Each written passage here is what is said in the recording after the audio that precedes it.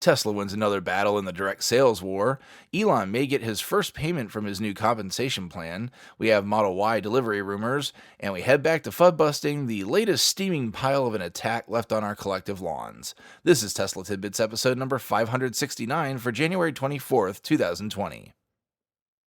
This show is sponsored by my supporter Richard. If you're in the market for a new Tesla, please consider using his referral code.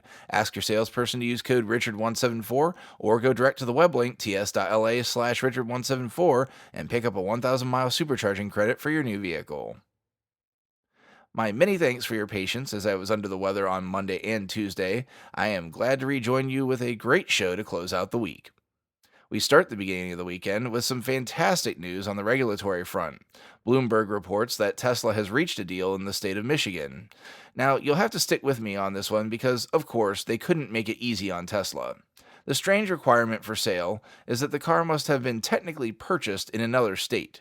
The article's language says, quote, "Customers' sales contracts will have to indicate the transaction took place elsewhere," end quote. This clears the barrier for sales in the state, but still the matter of service remained. This one is less onerous, though still requiring a bit of Tesla red tape, and that requirement is that Tesla will have to establish a wholly owned subsidiary in the state from which to operate the service centers, rather than Tesla Inc. itself owning the locations. It's a really strange move on the part of the state of Michigan because it's foregoing literally thousands of dollars per car in sales tax for the new car sales. And the language on that is unclear as well. Does this mean that the owner actually has to buy the car in another state in person, but can then have it delivered to their home or a service center of their choice following that? Does the actual car also have to be present? If they don't, can Tesla register the car for them despite never truly being the owner of the car? Regardless of the process, given there are multiple states in the US that have no sales tax, it could be a new vacation opportunity for new owners to take delivery in one of those other states and then drive the car back to Michigan in order to save thousands on their purchase. Or, if Tesla can just do it without the new owner present, no hoops to jump through from the owner's standpoint, and also no taxes. In their zeal to put the screws to Tesla, the dealer lobby may have just made it inherently more attractive to buy one via an instant discount in the lack of sales tax. I'm sure more details will come out, and we'll see if this stands as it seems. But for now, regardless, congrats to Tesla fans in Michigan, as it will soon be much easier to buy a Tesla in the state. Item number 2 today is courtesy of Electrek, and they remembered a story from a while back when Elon's new compensation package was introduced to shareholders. There were a lot of conditions, but Elon stood the opportunity to make a pile of stock options that are instantly vested at various levels of company valuation, along with company operation milestones. If you hadn't been paying attention recently, Tesla's stock price has been furiously charging forward, closing today at $572.20. According to my app, that puts the company at a valuation of $103.1 billion, which exceeds the first milestone of $100 billion to release Elon's first payment. Now, it has to hold here for a while in order for this to trigger. The company needs a 6-month and 30-day trailing average of $100 billion in order to hit this milestone.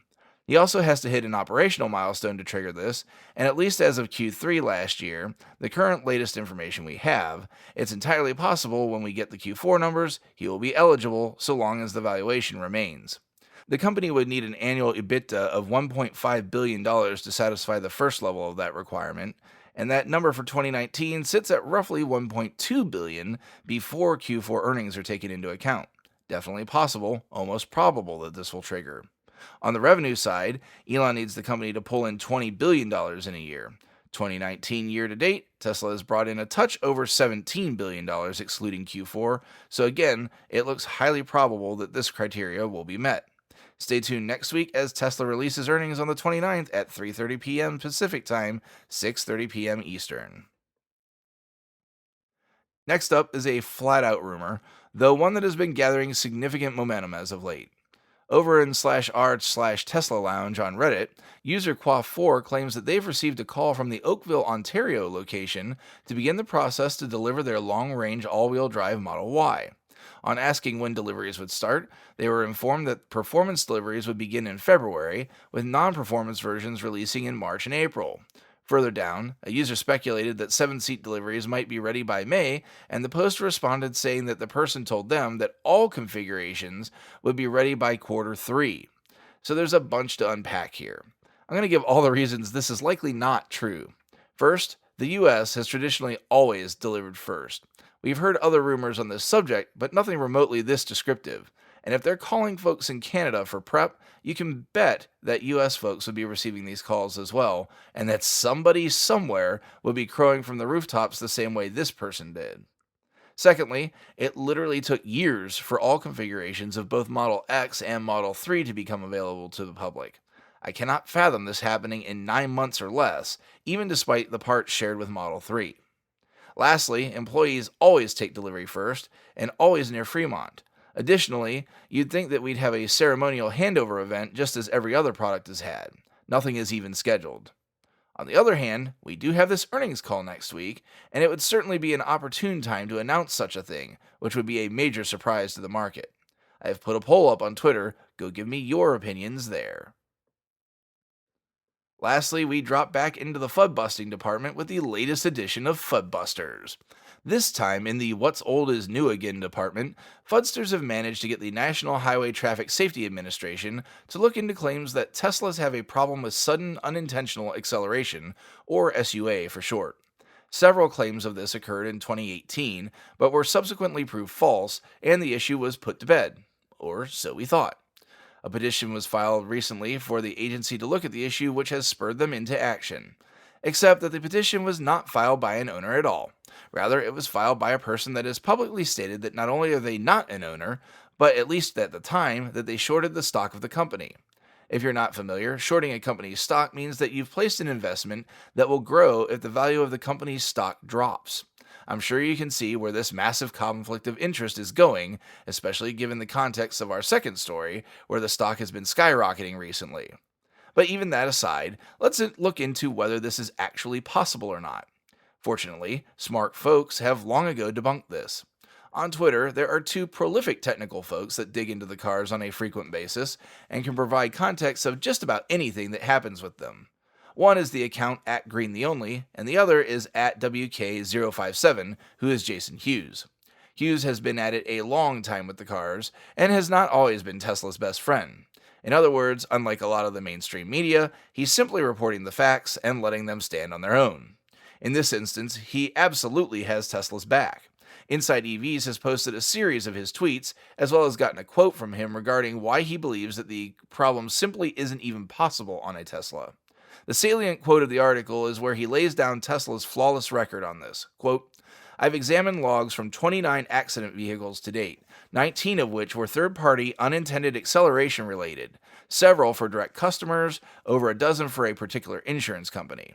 100% of them were pedal misapplication. The driver was pressing the accelerator pedal, commanding the acceleration, and then in most cases eventually braked and stopped the car.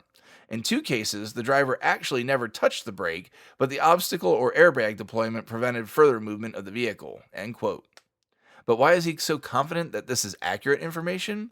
Has to do with how the accelerator was engineered in the car. Quote, "The drive units contain at least 3 distinct pieces of hardware that all simultaneously cross-check any pedal input.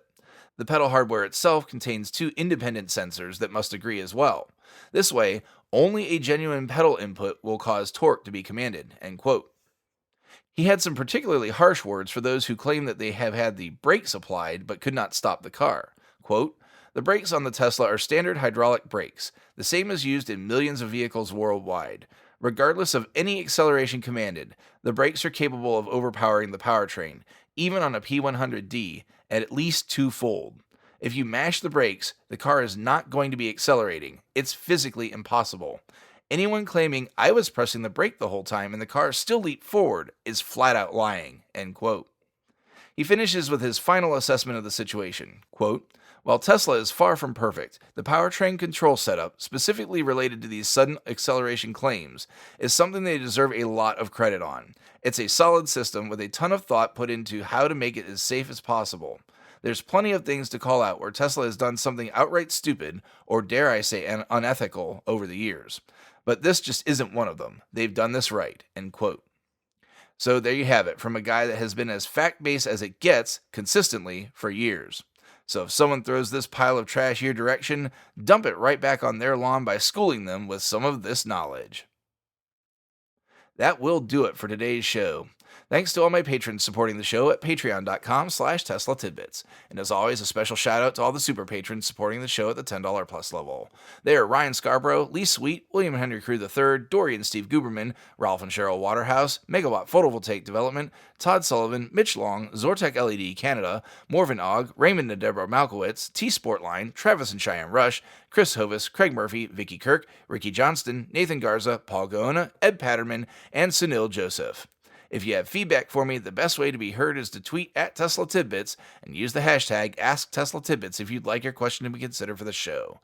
Until next time, keep it charged and hit the road.